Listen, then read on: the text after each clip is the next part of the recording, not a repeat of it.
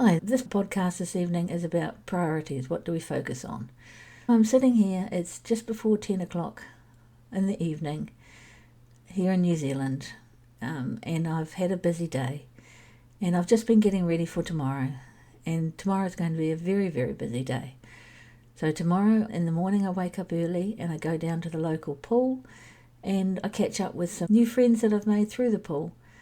And I spend about an hour there doing some exercises and catching up on the social side of things. From there, I then go on to play cards at the local library for a couple of hours. Following that, I have a quick lunch with one of my bowling friends who also comes to cards. And then we have a competition, a singles competition, where we actually are playing against each other. So we are friendly rivals. And this is a really good illustration of the way I want to structure my retirement. I don't want to sit at home and just not do and be in the community. I want to have an active retirement, and I know that I'm at my happiest when I am active, when I'm busy, when I'm doing, than when I am inactive. And I remember saying to my husband shortly after retiring that I was feeling really happy.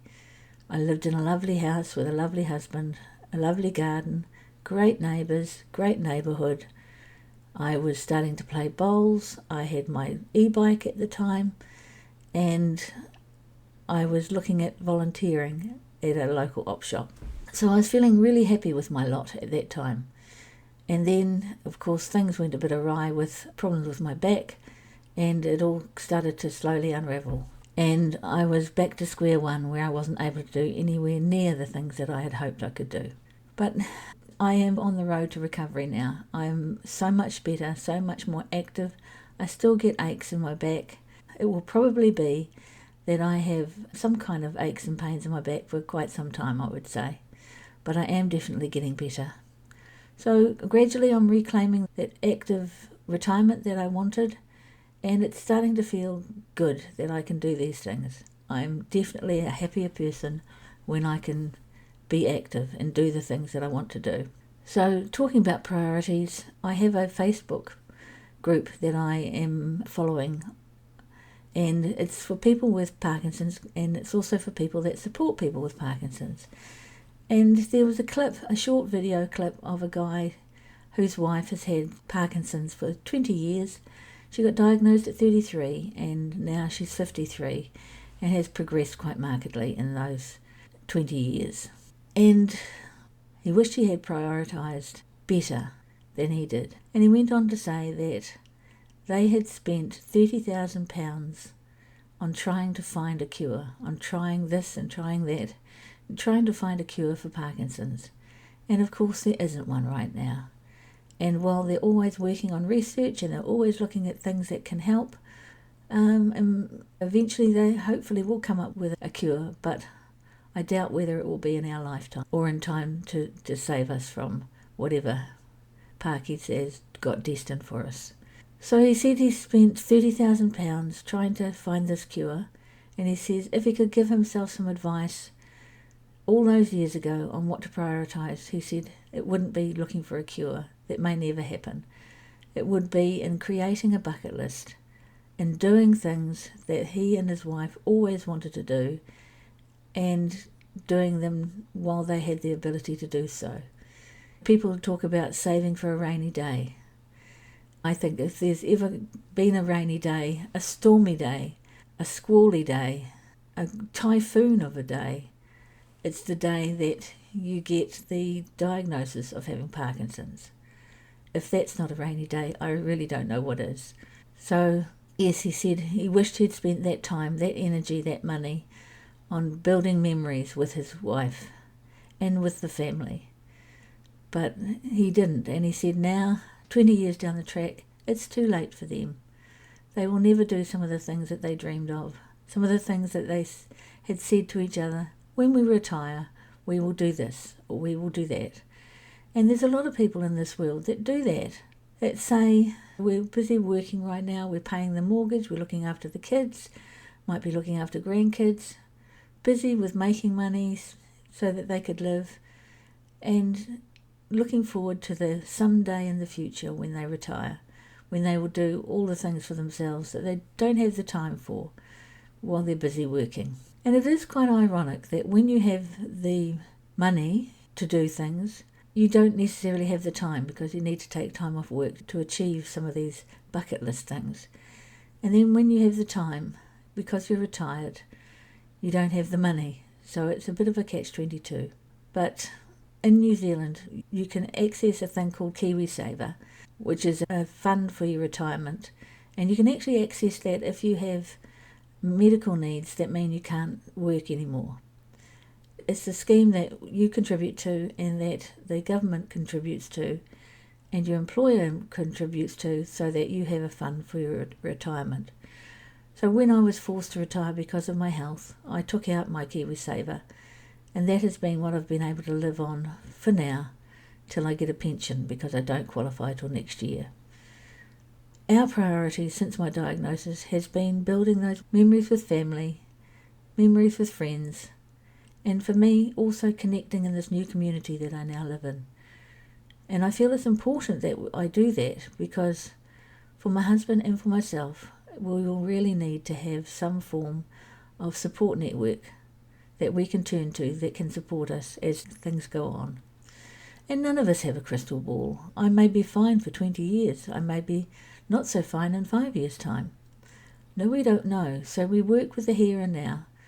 What I always say is I focus on the present but plan for the future. I've had discussions with my husband about things that need to be considered in the future, and we have packed that away, and we don't focus on what may or may not happen in the future.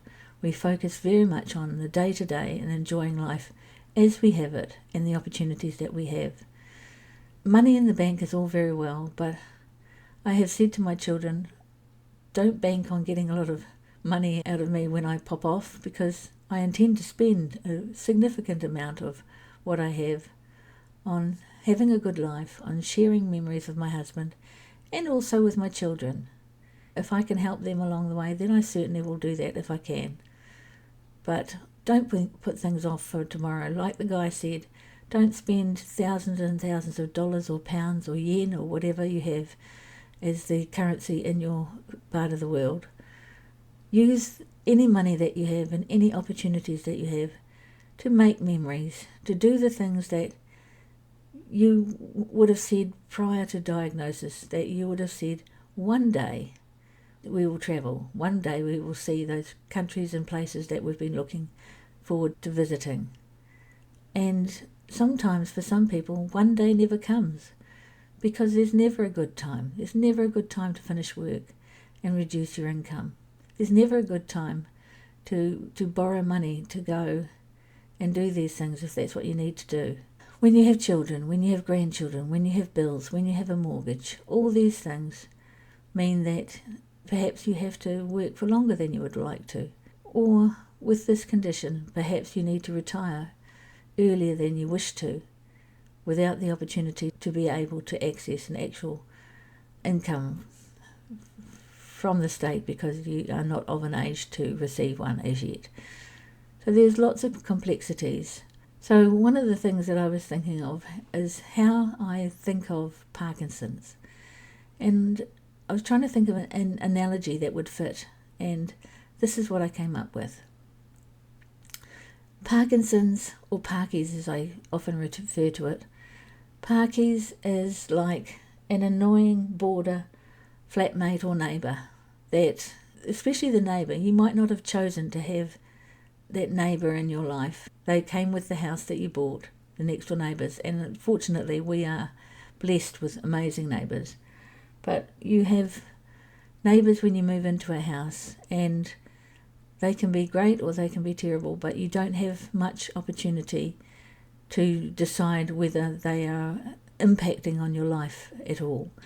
You can try your best to get on with people that you live near or live with, as in flatmates or boarders, but you can't necessarily completely change the situation. So you have this annoying neighbour, and you can choose to do one of two things. You can choose to let them rule your life and focus on them constantly, how annoying they are, how much you wish they weren't your neighbour, how much you might think, gosh, if I knew they were going to be such a pain, maybe I wouldn't have bought the house. Maybe I wouldn't have gotten to know them if I'd known that they were so annoying. All sorts of thoughts about the neighbour and negativity, and it can invade your life and it can take over your life, this annoying neighbour. And to me, Parkies is like that. It's like the annoying neighbour that you can't get rid of, you will never get rid of, but you can choose how much interaction you have with them. You can choose how often they take your attention away from other aspects of your life, positive aspects of your life, things that you enjoy. You can choose to focus on those things, those positive things, and to not allow the annoying neighbour or Parkies to take over your life. You can make that decision, you can make that choice, that you focus on the good things in life, you focus on the things that you can do, not on the things that they try to take away from you. So like that annoying neighbour, you can just think, I can't completely get rid of this person, I can't completely ignore them, they are a part of my life by association, and I can't change that, but I can change how I react to them. I cannot let them get on top of me, I cannot let them take over my life, I cannot let them overshadow all the good things in my life. I can acknowledge that they exist, acknowledge that they're not great, acknowledge that they impact on my life, but not allow that to be everything my life is about. So I choose me, I choose my family, I choose my husband, I choose not to allow Parkies to take over my life so completely that my life is less than it should be. In fact, after my diagnosis, my life is so much more than it was previously. And in some ways, I'm thankful for Parkinson's, for coming into my life and for bringing me up short and making me say to myself, hang on, I have this condition, which I can't do anything about, but I can certainly make sure that my future life has happy memories and that I have good relationships with those I love. So, for those of you listening to this podcast, are you allowing Parkies to be your everything? Are you allowing it, whatever stage you're at, to completely rob you of joy? I hope that you can find some way to have moments of joy in your life, even if they're only small, even if Parkies feels huge. You know, if you can enjoy a sunset, if you can enjoy a beautiful garden, if you can enjoy the smile of your grandchildren or your children, or the love of your husband, take those moments of joy, store them up, and don't allow Parkies to take them away from you completely. This has been Sue for Parkies and Me, My Journey with Parkinson's. Kia kaha, be brave, be strong, be you.